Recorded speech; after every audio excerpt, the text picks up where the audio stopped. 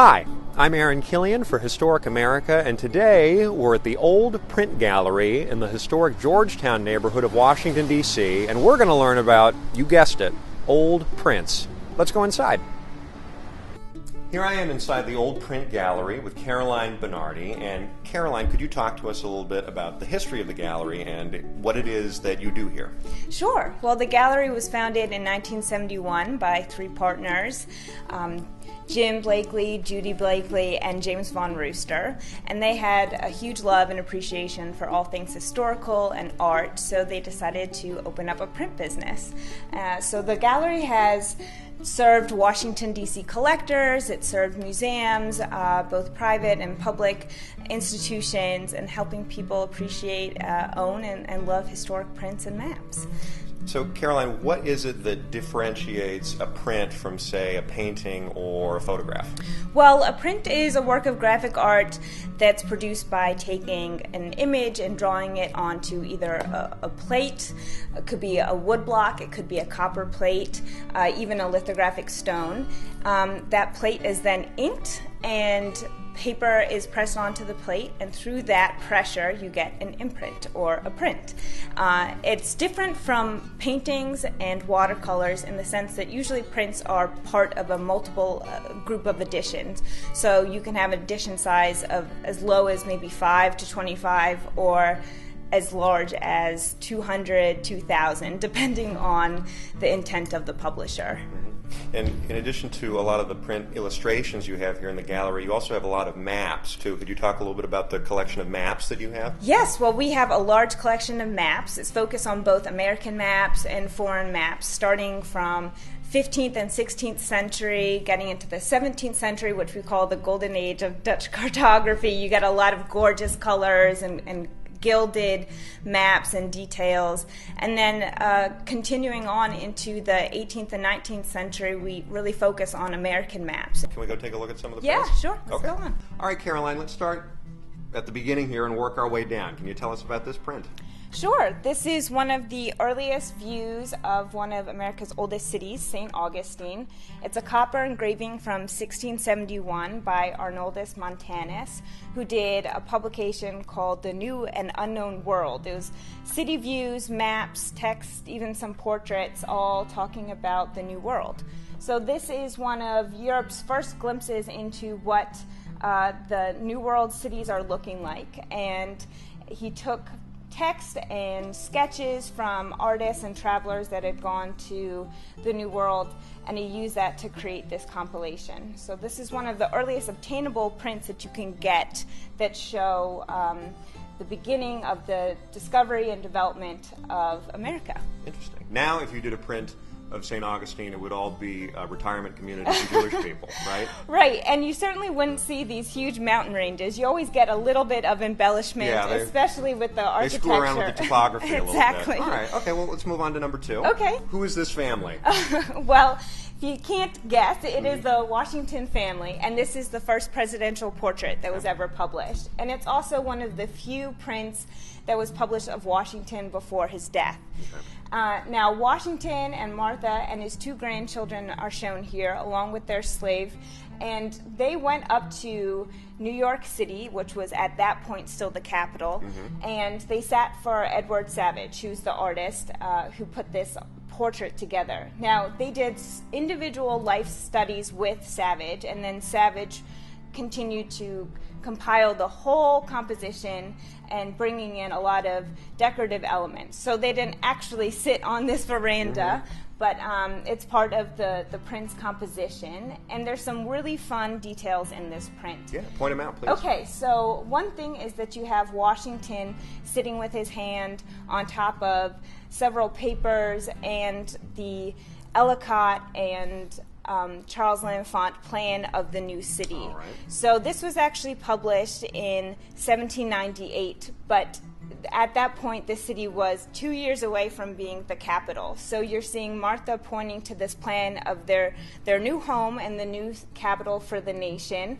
Her fan is actually on Pennsylvania Avenue, which was called the Grand Avenue at that point. And then you also get a great vista of the Potomac River. So it's kind of a fun print, both because it's DC-centric, so we love it here, and then also it's just a great, important copperplate engraving of the first family. In keeping with the Washington theme, we should move down to the next print. Yes, here, right? certainly. So here we have the original design for the Washington Monument. Now it looks very different from what the monument looks like now. You'll see that there's this series of columns at the base. So this was the original plan by Charles Parsons for the monument. Now, the plan was put out really early. It was supposed to celebrate the 100-year anniversary of George Washington's birth. So it was going to be 1832. And obviously, building and the planning took a long time. They ran out of money. They had to stop halfway because of the Civil War. So the end result looks a lot different from what the original vision of the monument is. That's why also when you go see the Washington Monument today, the color of the stones changes about a third of the way up because they had to suspend construction, right? Right, yeah. They actually used 2 different sets of limestone for that, so they couldn't use the original quarry. And what's great here is you see also the Smithsonian Castle, which is one of the first institutions on the National Mall. You get the early Capitol in the back, and then the canal that used to run by the mall.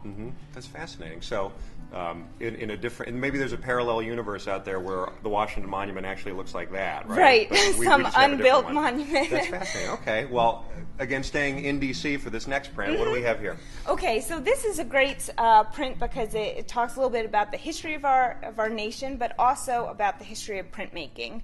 Now, prints were used for many purposes, but a lot of times, especially in the 19th century, they used them as illustrations. So this is a wood engraving that was published in Harper's Weekly, one of the illustrated newspapers of the time.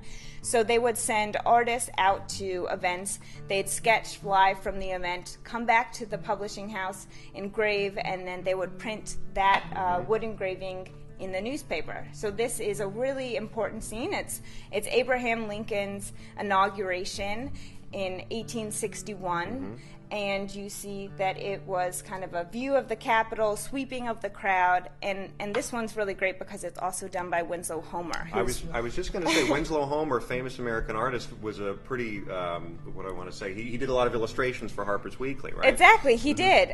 He worked for Harper's Weekly, especially around the Civil War era. They sent him onto the battlefield, and they sent him along with troops to get a sense of what it was like to live in battle. So he's one of the great wood engravers, as well as one of the great painters of the 19th century. That's terrific. Abraham Lincoln. Who doesn't like Abraham Lincoln? All right, the next one, sticking with Abraham Lincoln and the Civil War. Everything stitches together here. This is what's called synergy. So this next print has to do with the first battle of Bull Run, something that's near and dear to my heart. I actually wrote a book about the first battle of Bull Run. Great. So this is very apropos. Tell us about this print. Well, this is a lithograph from Currier Knives. So Currier Knives was one of the great lithographic companies. They started in the early 19th century and continued actually into a little bit of the 20th century. And they were a great lithographic publishing firm. They would put out prints for the people. So the prints that they published were only maybe 3 or 4 cents at the time. Some of their larger folios, a couple dollars.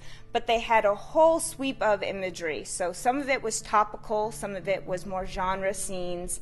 But this one is the Battle of Bull Run, which is the first battle of the Civil War. And many people thought that the Battle of Bull Run was going to be the only battle for the Civil War. Unfortunately, that wasn't the case, but it shows a lot of the intensity and the action going on, and it's a great example of a 19th century Currier Knives Civil War print. And if we can nerd out for a moment, yes. It's the 69th New York, and it's an Irish regiment. That's why you see that Irish flag in the back with the harp in it. So back to Washington, D.C. now, and it looks like we have a map here of some sort. Yes, so this is a 19th century map of the city, and this one was actually published in 1872. It's by Colton, and Colton was a great map firm, a great map family, and you can see the Colton strapwork border, which is on all of their maps. That's like their signature. Yes, it's one of their signature details that you'll see on the print. But this just shows Washington, D.C., a little little bit before the turn of this century, you're getting a lot of the streets and Georgetown's established, as well as Andalusian and Mason's Island, what we now call Teddy Roosevelt Island. But you're just seeing a lot of the development, and it's a great 19th century map. And then you also get great vignettes in the corners. So we can see the original design of the Washington. Right, exactly. So you see the monument had still not finished being built at this point, so they still have this original plan, which they thought it was going to look like,